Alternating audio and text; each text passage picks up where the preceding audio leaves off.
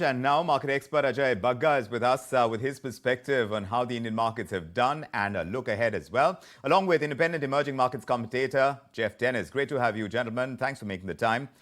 Ajay Bagga, to you first. At the end of this year, the Nifty is above 21,000, the Sensex above 72,000. And year to date, in dollar terms, the Nifty has given returns, like Ansh was pointing out, of more than 19%. While you have spoken to us earlier about structural long-term growth in India, what are the prime factors you'd say that have taken us this far up by the end of 2023, and how many of those factors do you see as sustainable now? Definitely. I think the factors will be sustainable. What has worked for us has been a good macro, a strong macro climate for India, a revival of foreign flows, along with very strong domestic flows, and continued earnings, strong earnings from quite a few domestically focused sectors. I think those have been the major points that have been in favor of India. We see those continuing into next year. Of course, if you look at the market performance from December 13th or December 3rd or October onwards, nearly a year's performance has been given since October by the market. So it would be quite you would be quite correct to assume that maybe we'll see a more tepid January coming off this very strong quarter, not only for the Indian markets, but for global markets as well. But the factors remain good flows, good macro story, and strong corporate earnings growth in quite a few sectors. Weigh in on this when you make on top of that, sure. The small cap and mid.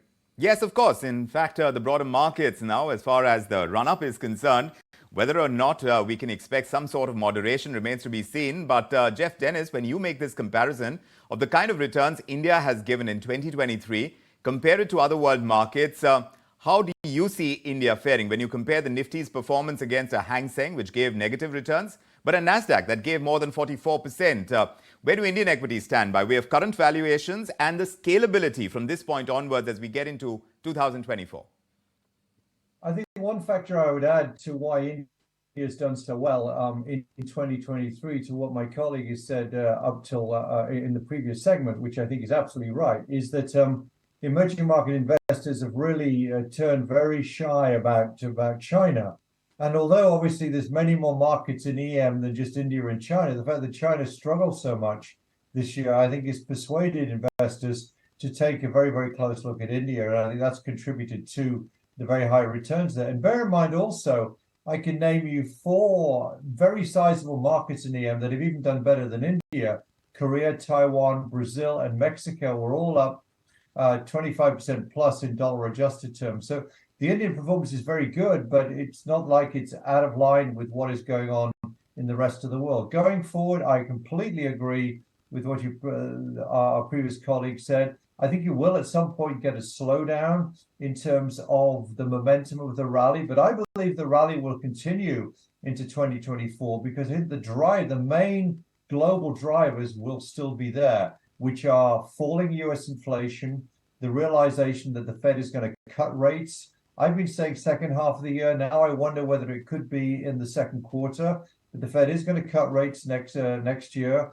Bond yields have come down a lot. Maybe they come down a little bit more, but they certainly, I don't think, are going to rebound heavily.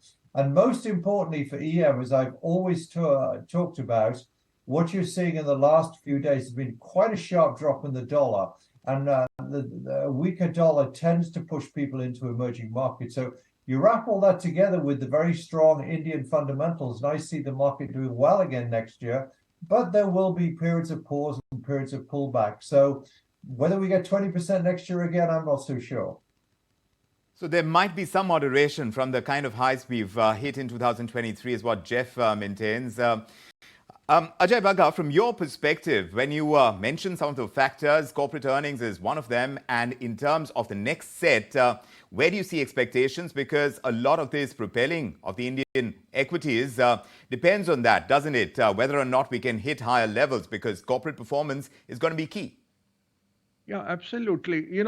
Adding to what Mr. Dennis said, Vikram, overall, if you see what have we got extra going for India, one is the political stability. That's why I mentioned December 3rd as a very critical date because our market started taking off very strongly, and the 8% December return really started from the state election result. So that political continuity premium has got baked in. India is not cheap by any standards. Again, what Mr. Dennis was mentioning, even on a relative performance, our dragging European economy has still seen a pretty good European stock returns. What has happened, and he's spot on when he's saying on the China replacement theory. If you see MSCI Global Emerging Markets Index, from 43% weightage of China, it's come to 28, while India has gone from 8 to 16 over the last 2.5 years. So India is getting a fair share now of the emerging flows. In fact, just yesterday there was a report out that now, as against say 10 years back, where we had about $7 billion of India-focused ETFs, there are $70 billion of India-focused ETFs, Vikram, that are there. So flows are increasing, and now, how do we see the corporate fundamentals? I think there are pockets. Again, the market is priced. Market prices very fast. So if you look at railways, modernization, infrastructure plays, power space plays, you look at defense indigenization, you look at renewables, nothing is cheap. You have to really struggle to find sectors that are cheap, and they're cheap for a reason.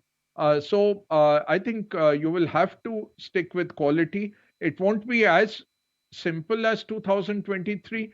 The capitalization wise, we will move from mid cap, small cap giving 40% kind of returns at the index levels. You won't get those. There'll be a mean reversion there.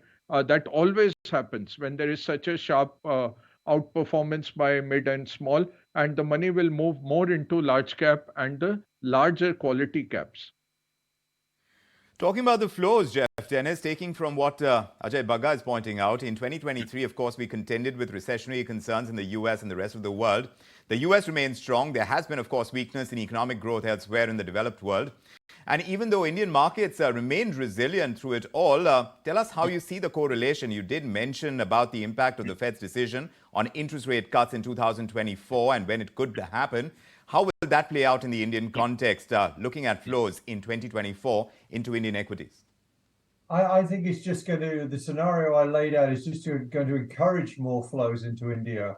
I think it's debatable how much the dollar overall will fall, but I think it will fall further in 2024. It's down around 2.5% on a trade-weighted basis in 2023. And obviously, one thing that could slow the dollar's decline is the fact that if anything, the European economies are even they're more at risk even than the US economy. With the US seems to be pulling off a pretty immaculate soft landing, frankly.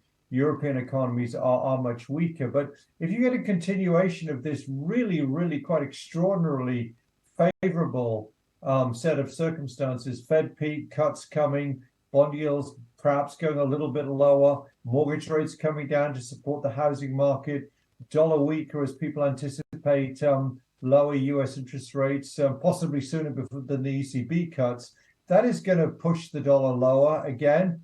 And I've always thought for many months the dollar is overvalued, and that is going to push fund flows towards India and indeed other emerging markets. One of the very key questions, and I really like Ajay's comments about the MSCI EM weights, which are so absolutely correct. But one of the key questions will be, does China get a big rebound in 2024 and suck some money potentially that could have gone to India into China? Now, that's such a tough call. And I don't know how to make that call. I'd probably be neutral on China going into 2024 because it's so hard to call.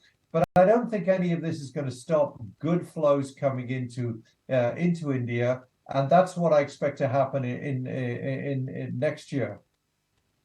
So the key monitorables right now, Ajay Bagga, looking at how the RBI could possibly move on interest rate cuts and what could be that resultant impact on the Indian markets, looking at the general elections as well and what the interim budget could bring to the table. How do you see all of these factors now moving the markets?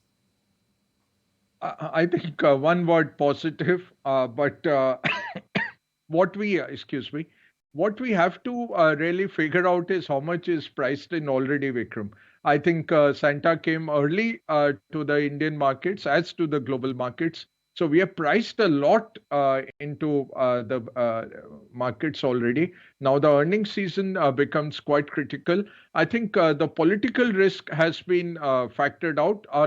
Some of it will come back in April when the actual voting happens and May when the new government gets formed. So the political risk is getting underpriced because more or less the market has formed a consensus that the present government continues in whatever form with whatever majority, but there'll be a continuity of policies. As far as RBI is concerned, if you look at the rupee also, it has been an underperformer with respect to a lot of the other currencies, and RBI has stuck to its goal of very calibrated moves in the rupee instead of any sharp moves, and they have actually accumulated the FX reserves rather than letting the rupee go up or strengthen against the dollar.